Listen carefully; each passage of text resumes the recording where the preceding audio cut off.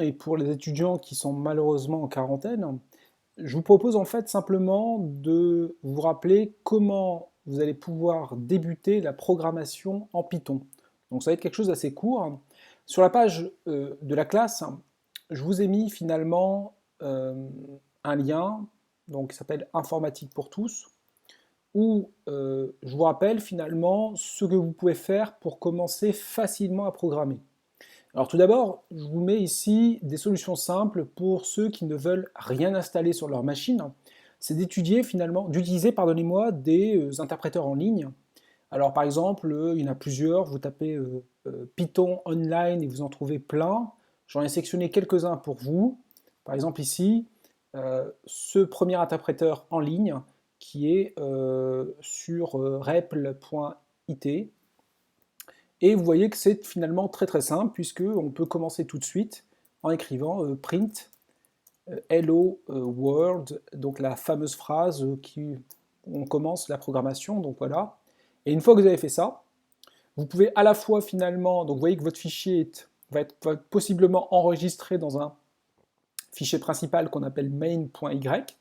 Vous pouvez exécuter votre programme et vous voyez, s'affiche print hello world, et puis vous pouvez continuer à programmer, donc bien évidemment, définir par exemple une fonction,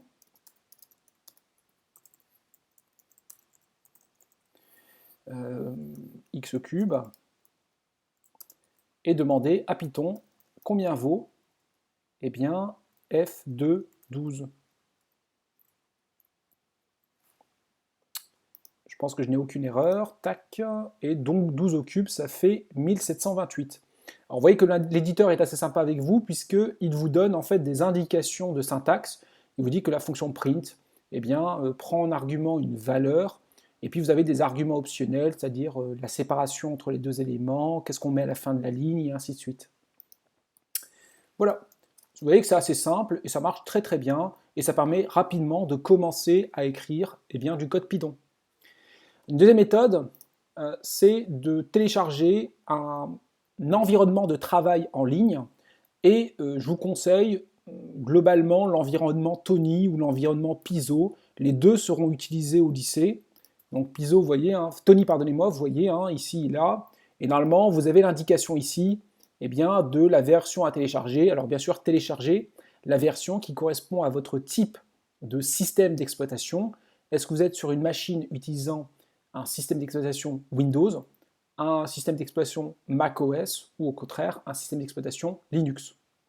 Vous téléchargez et ça donne quelque chose qui ressemble à ça, où vous voyez encore une fois l'interpréteur et puis la fenêtre d'édition.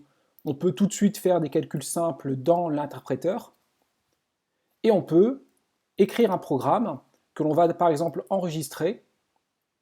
Alors je propose d'enregistrer sur le bureau un truc qui s'appelle test.tony.py.